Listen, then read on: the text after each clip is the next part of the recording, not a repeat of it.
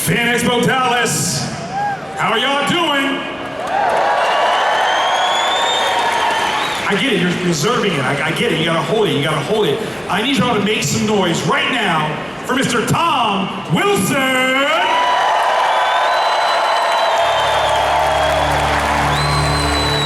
Keep that going for Mr. Christopher Lloyd.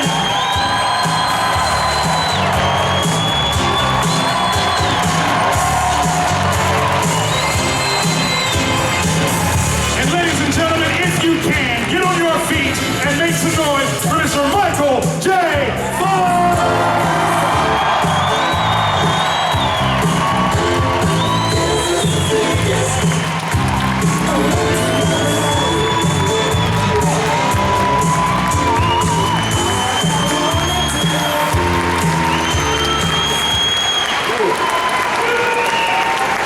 That's what I'm talking about, Joe.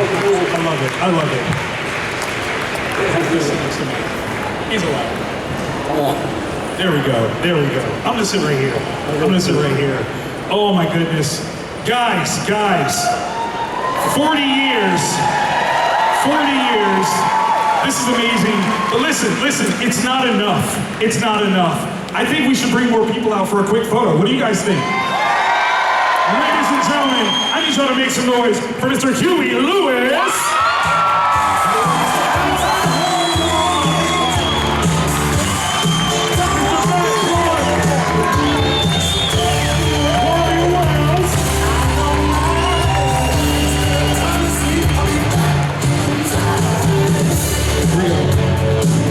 We got Alan coming up next. Come on. There we go. Hello. Come on over. Matt Clark. Alan Holbrook is coming up. Alan's coming up now. Here we go.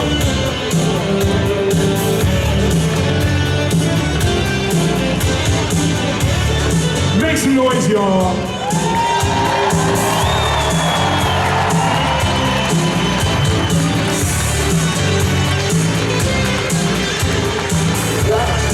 Let's hear for Claudia Wells.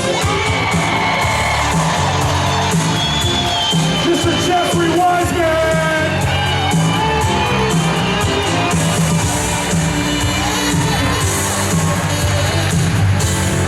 Let's keep it going for Charlie Cromwell.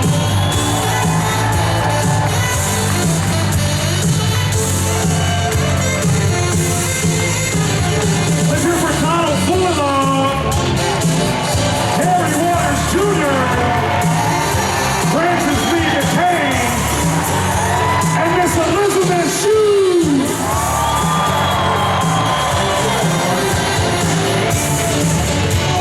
Grab these photos right now, y'all. 40 years of Back to the Future, y'all. I love it. There we go. Get everybody in there. Big smiles. Excellent. Guys, thank y'all so very much for joining us. We want to make this a super special celebration of 40 years of Back to the Future. We're gonna have you guys come off stage now. Thank y'all so very much. Let's go. Thank you.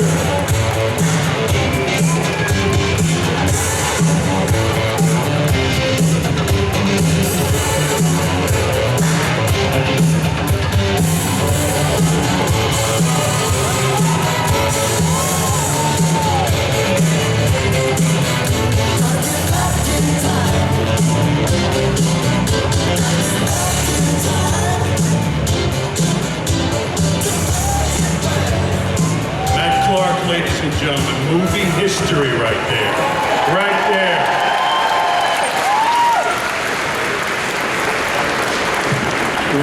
Did you ever see Jeremiah Johnson? Yes. And Matt Johnson. Beautiful. Yes.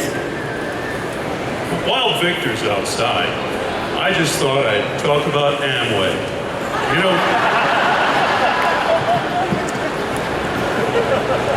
Where is Victor? Victor, don't you push him. Don't you push Hollywood history. What you got?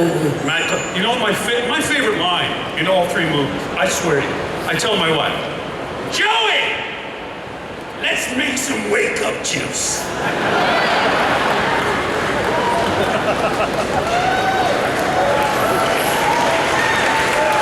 Are you guys having a good weekend so far?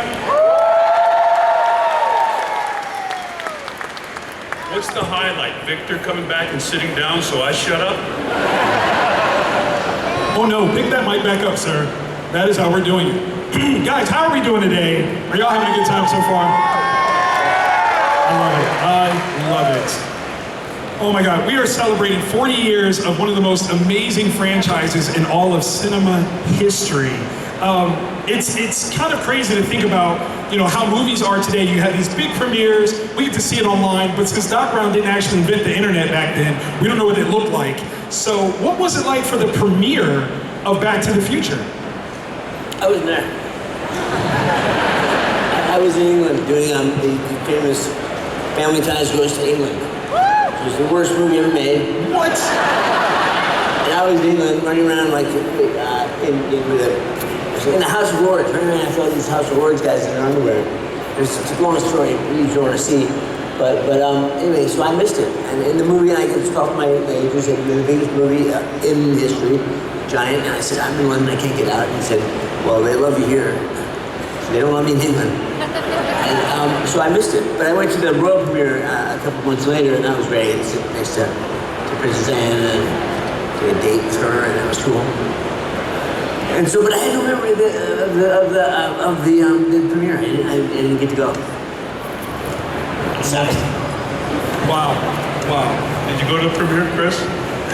Did you go to the premiere of the movie, Back to the Future?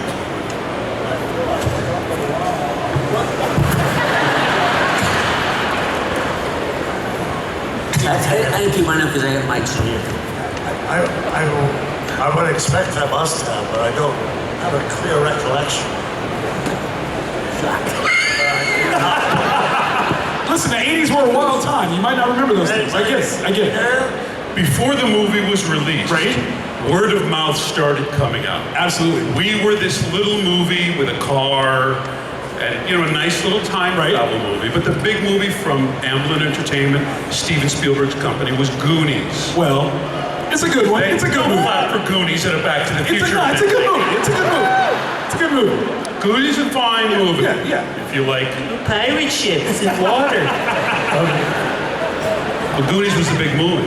But as time went on, Yes. during the editing process, Back to the Future started to get its own, momentum. Absolutely. Started building, and people saying, this is really good. This is really wow.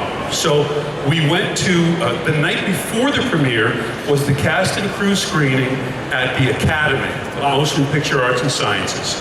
So I go in there, I'm from Philadelphia, okay? I hadn't been in movies or anything. I was on a couple of TV shows and commercials. I introduced the concept of biscuits at Kentucky Fried Chicken. You're welcome. You're welcome. That's you? That's me. Oh my God. You're welcome. Enjoy the biscuits. So we come in there. It's a theater, a movie theater, but gigantic Oscar statuettes that frame the movie screen, and all sorts of directors and producers were there, all kind of Hollywood, the Hollywood power brokers. Anyway, they played the movie, and the place went crazy. Since that night, I have never seen a Hollywood, inside Hollywood screening go like this. The ovation lasted like 5 minutes. Absolutely. They applauded like a standing ovation, the entire credit roll. People are reaching over, these big famous people. I'm from Philadelphia. I was like, oh my gosh, it's unbelievable. And there was just an electricity to it that I think we all hoped, we thought it was good, right? We did our best, but nobody knows how a movie's actually going to be received. So when people went crazy, it was really quite something. That's awesome. And it opened big, big. Make some noise for that, y'all. That's absolutely fantastic. A little fun fact. So Back to the Future was the highest grossing film of 1985. It did over $155 million that year. Beat Rambo. It totally beat Rambo. which is absolutely amazing. But considering that, so obviously, like you said, you didn't know that this was gonna be something, but when did you guys know that it was the breakout hit? What sort of word of mouth were you guys hearing to know that this was absolutely a smash movie? When I was in England, they were sending all these reporters over, just tons of them coming over, and I thought, I'm gonna be here for another week if I'm back. Why couldn't they wait until I get back? But they wanted to talk, one another, getting to talk to me first. So I had a sense that this was something really big, because they would have like tripped over special slow to get to me. It was really insane. That's amazing. And I had this TV show, and it was popular, and it was, you know, I chased around I chased around the grocery store by teenage girls, and I just went that way, but this was insane. It's a whole other level.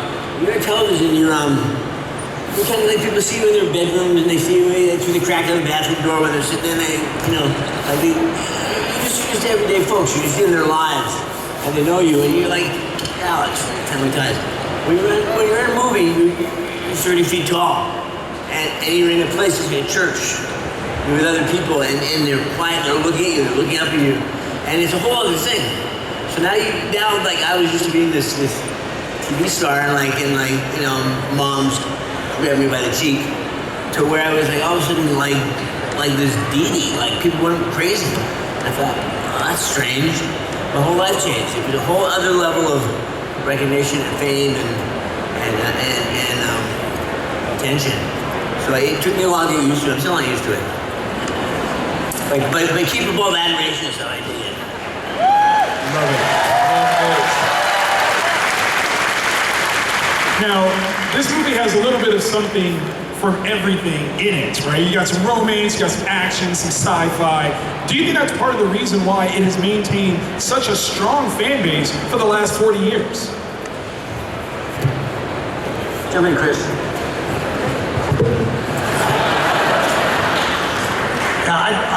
I mean, the story, everybody thinks about time travel. I mean, before time travel became a reality, people would think, wow, if I could go to this year or go to that part of the universe, time travel, or go back to the past and relive some moment in the past. You know, the Civil War,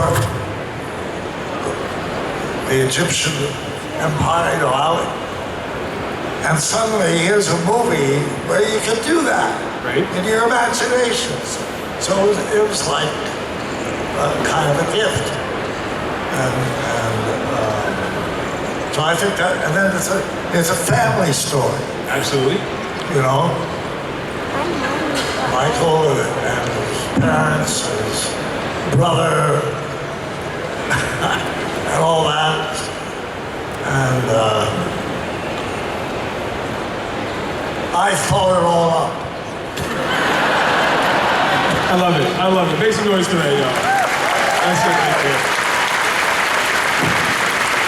Now, we know that Marty, from his perspective, this movie is literally about, you know, finding a way to kind of fix what you think is wrong with your parents, right? That's what Marty's thinking. Something's wrong with my parents. But I'm curious, for the other two, especially from Biff's point of view, what is Back to the Future actually about? It's about Biff's character arc through three movies. That's right. That's right. To being a wonderful yet misunderstood, incredibly good-looking young man, Well, into a very, very successful, incredibly good-looking old man. well, With them.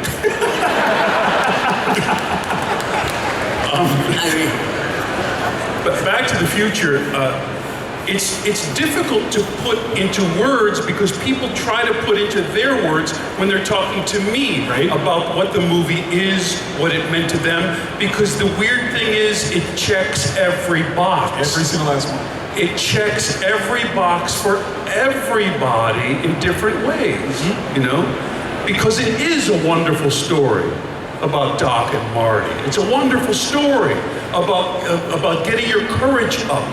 It's a story about George McFly telling Biff the very important thing, one of the big fulcrum points in the movie. No, Biff, you leave her alone. Because everyone has felt something like that, and felt that thing where you need to stand up for yourself, or even more importantly, someone else. So it checks so many boxes, you can't put it into a box. And also, I think culturally it happened in an unusual time, that you have a great movie, that's right, that also happened right at the beginning of cable television, of VHS tapes, right at the beginning of, I like that so much that I want to watch it again right now. Yes. Before that, it was impossible, and it was an unusual thing in Back to the Future. I mean, we're talking about now 1987 or 88, when people would come up to me and say, I've seen it 631 times. Because it was so new, right? People would literally count the numbers of times they've seen the movie. So it's an anomaly, you know, it's a unicorn of a movie. I love it. And it's absolutely beautiful the way that it's hit pop culture, where other things reference the majesty of Back to the Future. The Avengers talked about it. Stranger Things showcased it.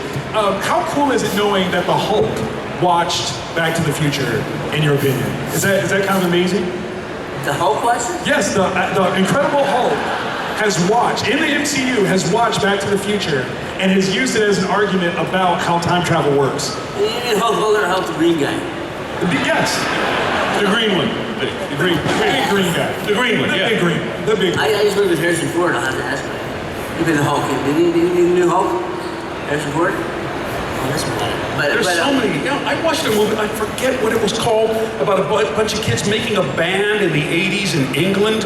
And I mean, Back to the Future was one of the themes throughout the movie. Of course. It was, well, wow. It's just a reference to Back to the Future, like that people say it all the time. They talk about like Trump, Back to the Future, or like whatever. We say it, but all this reference to it. And what I think is cool, going back to the other idea you were saying about movies. That like when I was a kid, I loved Wizard of Oz. And then when I was a kid, like back in the 60s and 70s, yes, I'm that old, sorry. There would, Wizard of Oz would be on once a year, on Christmas time. And that was it, but I saw it every Christmas. And you couldn't watch it another time, you couldn't rewind it, you couldn't record it, you couldn't rent it. It was on that Sunday at 3:30 in the afternoon or whatever, and that was it. It was going to be on, I didn't even see it, or not see it. I would see it every time. I wanted to be a flying monkey. And somehow I saw it like 30 times in my childhood. I don't know how it was so ingrained in my head. But like Tom said, Back in the Future, you could watch it a million times. And just watch it over and over and over and over again. But I became my own way, I became a flying monkey. Because I was part of that kind of storytelling that touched generation after generation after generation. But how many people have come up to me now and say, I don't mean to insult you or this to sound bad, but I go to sleep playing Back to the Future on video. They do, because they find it so comforting. Absolutely. It's like being on mom's sofa with a bowl of macaroni and cheese back in the 80s, and they're like, I just love it so much and it comforts me that it helps me go to sleep. It's like a peaceful song in my life. It's amazing. How many of you guys did that this week? Literally go to sleep to it. Because it's home. It's absolutely home. I think another thing that's amazing about this franchise is music and its involvement in it. We had Huey Lewis up there. Make some noise for Huey Lewis, please. Harry Waters Jr. was up here. You know, Chuck Berry's cousin, Marvin. Absolutely amazing. But considering like the range of music in this series, we had, pop rock, we had metal, we had all these different types of music. What is your favorite style of music, though? Chris, what is your favorite style of music? Favorite style of music?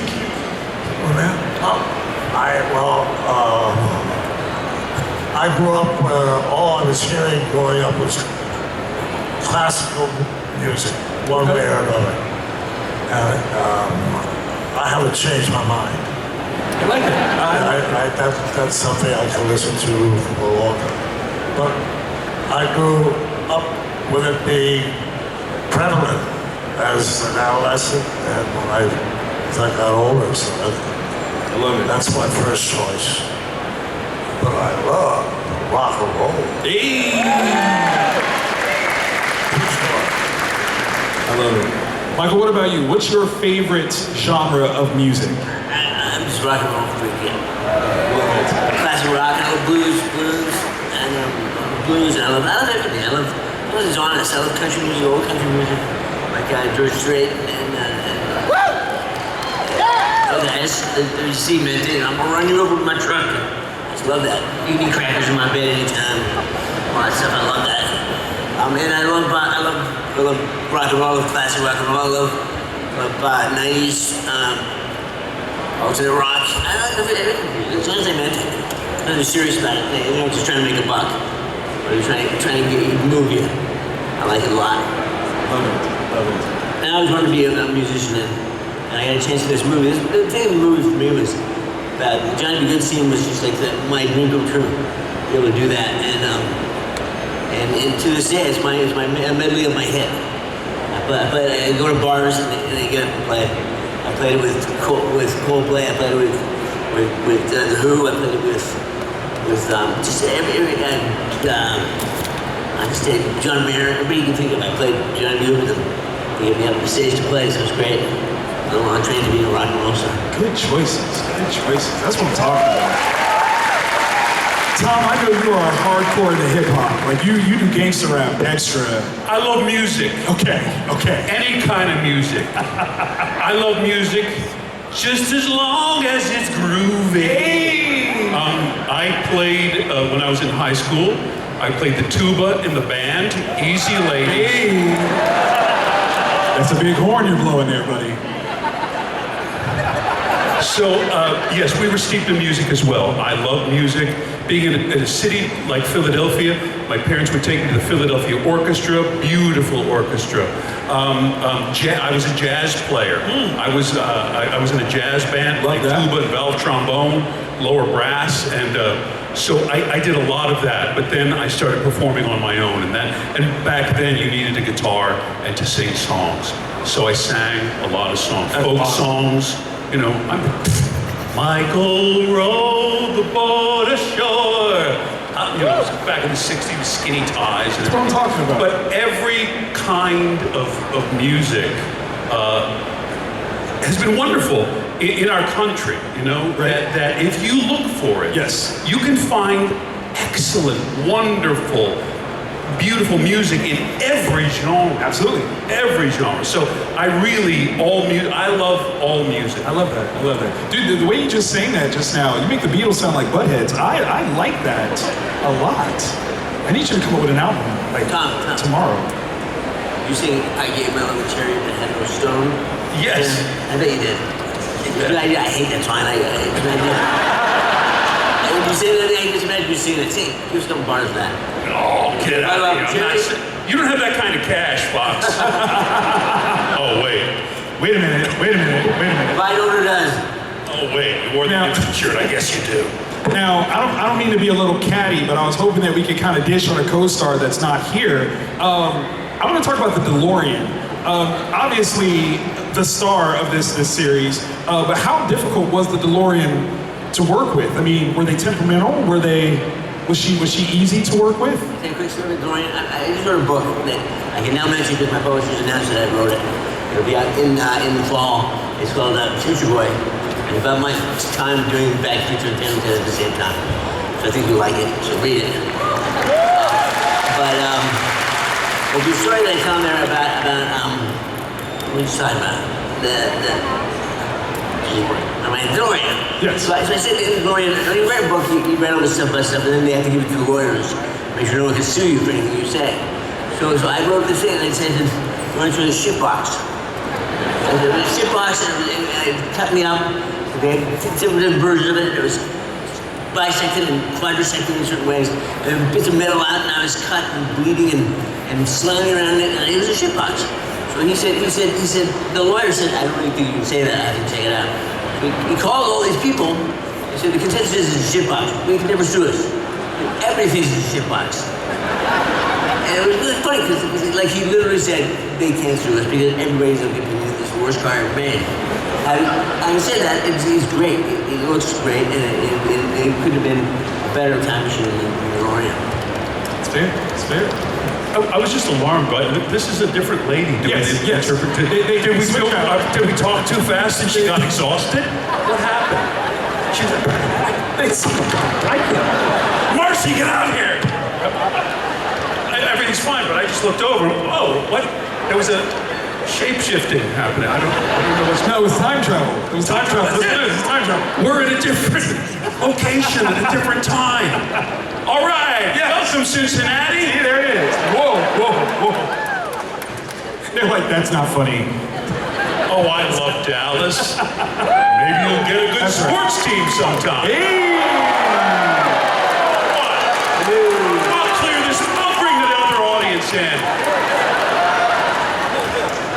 It's the most Biff thing you can do in this moment right now. I can see out there. I'll wade into this crowd. I love it. Okay, just this section. So we got a couple of questions that were submitted by fans that I would love to read to you guys and get some of your answers. Michael, this one is for you. What is your favorite memory filming any of the 3 Back to the Future films? Well, I mean, I've already said, the Back to the Future, the Time to Good sequence was just great. I just loved it. I loved every single movie. Was it came into my lap in a weird way, and you all know there was another actor playing Marty, and they came and got me, and they tried to get me earlier, but they couldn't, and I didn't know about that. So then, out of nowhere, they said, "We're changing your life. You're gonna do this movie." So I went, and luckily it was about a guy who skateboarded. I did that my whole life, and I played guitar, and I did that my whole life, and I chased girls, and I did that my whole life. And so I just slipped right into it, and it was great. And so the Johnny Goode thing was really amazing to me. The other thing was the time that I spent with Chris in the horses in Back to the Future 3 was really great. And it was great to see Chris get a movie. Tom had the second movie was intentional in his gifts. He was amazing in that. And it was a Biff festival. It was fantastic. In the third movie, I wasn't in it as much. But to be with Chris when Chris did all that great work in Back to the Future 3 was really a gift, and he was so great. Mary Steenburgen, it was just really cool. And riding these horses, my wife was a big horse rider, so I just got married when I did Back to the Future 2 and 3, and my wife loved horses, so I bought her a horse, and I bought a farm, and I really did it, and we got rid of it all a couple years later. But we had horses, and I was starting to ride a horse. And I had this horse in Back to the Future 3. Really great. His name was Whiskey. He was really good to me. Taught me. He was really forgiving of my terrible horsemanship. And then so I wanted to buy him. So I went to the set guy. So I want to buy this horse. He said, "No, you can't buy the horse." I said, "Oh, I can't buy the horse." And he said, "No, you can't buy the horse. You can't because the horse is trained. You shoot a cannon off beside this horse's head, and it won't move." It's a trained picture horse. They're really valuable, these horses. And so I used him in the movie, and it was really great to be. Came from Burnaby, BC, Canada. He's an Irish kid from the neighborhood who was riding a horse full blast beside a train next to a stone wall toward a bridge that goes to nowhere. It was just amazing experience. And so I would say that, rock and roll on the horse. That's awesome. This next question is for Chris. This is from Kimmy. Kimmy wants to know, in all the movies that you've been in, do you have a favorite movie that you've been a part of?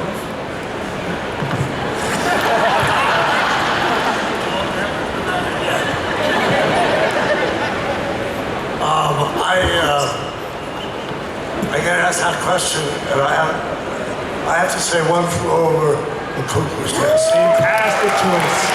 Absolutely. It was my first film to begin with, and I was sort of in my early 30s, and I figured I ain't ever gonna be working on a film. And then it happened. And I was a great admirer and fan of Jack Nicholson. And Danny DeVito always hit it. Yes. And Louise Fletcher and others. And Milos Forman directing it. I just thought I love it. Had incredible good fortune to have done it. Yeah, so Cuckoo's Nest. my favorite. The absolute classic. Which is not to take anything away from Back to the Future trilogy. Of course. Of course. It's absolutely brilliant. I love it. Make some noise, y'all. So Tom, this question is from Chase. Chase wants to know, Chase says, Biff is such a memorable villain, but also hilarious. How do you balance the difference of making him intimidating, but also kind of funny at the same time? Is Chase here? I hope. Is Chase here? I'm hearing a holler. Make noise, Chase. Okay, maybe not. All right, forget that kid. I hate him. All right, let's talk about Chase a little bit. Ooh, I've got a question for Tom. That's a great compliment, and I think a lot of people have said that, and I'm flattered by it. But I think the reason why Biff, Griff, Buford can get funny is the seriousness with which I played everything. Absolutely. Neil Simon was a great American playwright, and they asked, I was an acting student long ago, and they asked him, what do you think, Mr. Simon, is the difference between playing drama and playing comedy? And he said, play comedy exactly as you would play drama, but a bit more seriously. So in comedy, you have to almost raise the stakes more than a dramatic scene would call for, in order to have trust in the audience. Absolutely. So you're trusting in the audience to get it. You know? Genius. But that is what you have to do. I think you have to take the piece so seriously, Right. almost to the point of being too seriously, that it becomes hysterical. Make some noise for that, y'all. That's an acting masterclass just broken down for you. This next one is from Kayla from Sugarland. Kayla wants to know, when you first read the script for Back to the Future, what did you think about this film? And Chris, I love this story for you. When you first read the script for Back to the Future, what happened? Did you immediately say, oh, I gotta be a part of this? Or did you do something else?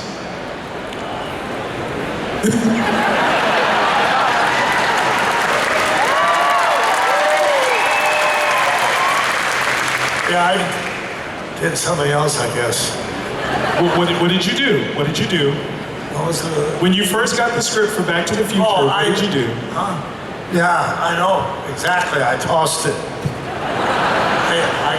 I got the script. I had made up my mind that I was going to move back to New York. When Cooper's Nest came out, I got a call from an agent. I went in LA and I went out and started doing that. And after a while, I decided I had theater was going good for me in New York, and I thought, that's lapsing. I said, I'm not doing anything here. I should go back. So I made up my mind I was going to go back to New York. And then I get to Back to the Future script. I shuffled through it. I don't want to do this. And I put it in a waste paper basket. And a friend of mine that was with me at the time said, in New York, when you didn't have any work and you were trying to start a career, you would never take a script and throw it in the waste paper. And I had to agree. She was right.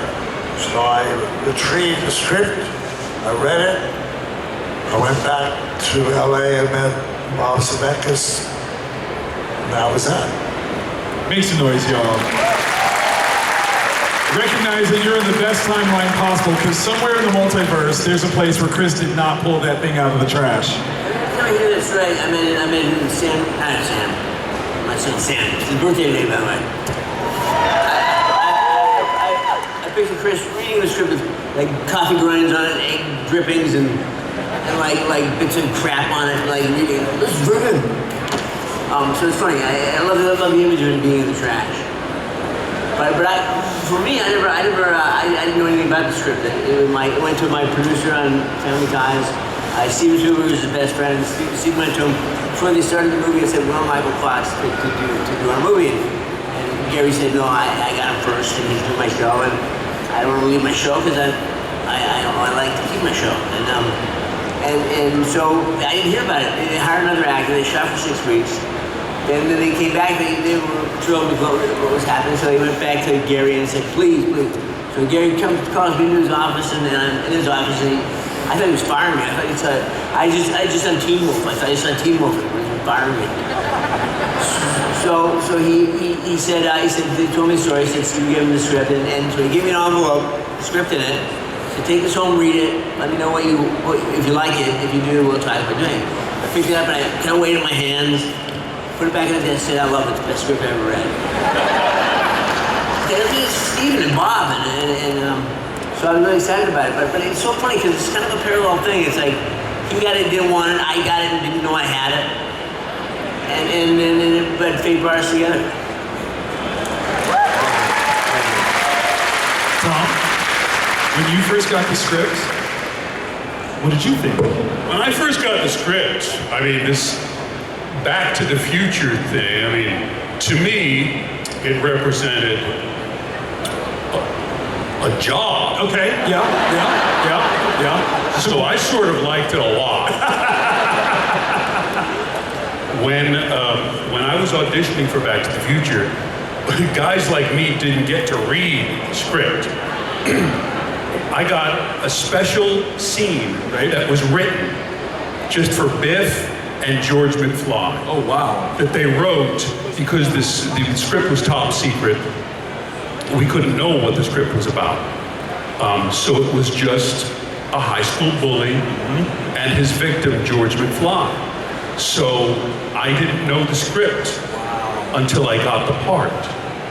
But Crispin Glover and I, thank the good Lord, Crispin Glover and I were paired together, the first pairing. They'll bring you back for the callback, they call it. You come back, and they'll say, "Okay, Bob, you read it with Tim, meet each other, and this guy and Tom, this is Crispin Glover. Hello, hi, and you guys are going to read together." We went outside. I just said, whatever. "McFly, you got my homework done?" And he just, "Well, Biff, I don't." And I just thought, I probably won't get this. It's a big movie, but if they don't hire this guy, they're out of their minds. He was unbelievable. But Crispin and I went through layer after layer after layer after layer until we both got cast in the movie, then saw the script. Wow. That's amazing. Then suggested that Biff should be a way bigger character. They didn't take that to heart for some reason. Well, and but it was I can't describe the thrill, Love it. because athletes just, in a sense, you want to know if you're good enough, right? You're getting up to that higher level, and it's like somebody walking up and giving you a jersey, of the, let's say, Texas Rangers. Hey!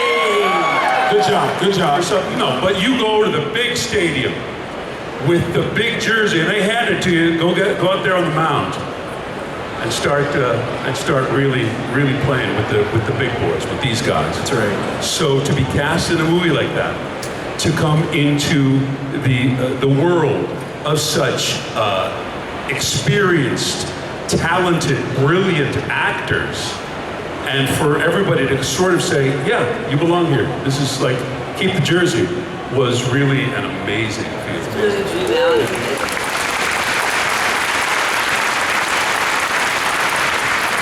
I was just you saying that. It's like my situation was I didn't know anything about the movie. All I heard about the movie was I was doing Teen Wolf in Pasadena. I was shooting a scene, and then down the road there were big trucks and big fancy.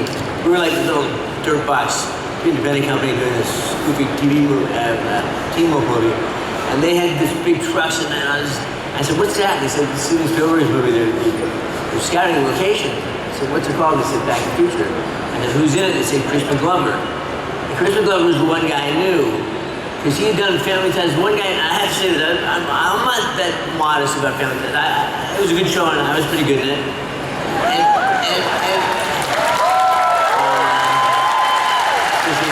the point was, this guy comes on to do an episode and blew my ass off the screen. It was amazing. He was so funny and so great and so gifted and so bizarre. And I said, this guy's great. Like give him more jokes. I just want to hear him. Because I get this job forever, but he's only here for a week, so give him jokes. It just makes me laugh. Crispin was so gifted. And so that was one of the things I was excited when I got offered the movie with I was going to work with Crispin. And the other thing about the movie was that it just was like this thing where they said to me, here's the ball. We thought we were going to win this game. Like, we thought we had a winning team. And somebody's not happy with it. We're not winning. So kind of like the third quarter, they give me the ball. They say, here's your ball, you run with it. And I had no idea. If I'd really thought about it, I would have buckled up and ran away because it was really, but I was so excited about doing it. But that's an interesting analogy because they really come to me and say, well, we fired the quarterback. You're the quarterback, here's the ball. We're losing, go win. And luckily I had you guys on my team, so it was easy to win.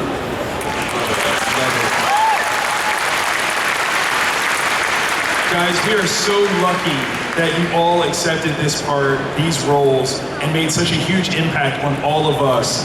Dallas, I need y'all to join me one more time in celebrating Michael J. Fox, Christopher Lloyd, Tom Wilson, in 40 years of the greatest movie of all time, Back to the Future, ladies and gentlemen. Thank y'all so very much for joining us.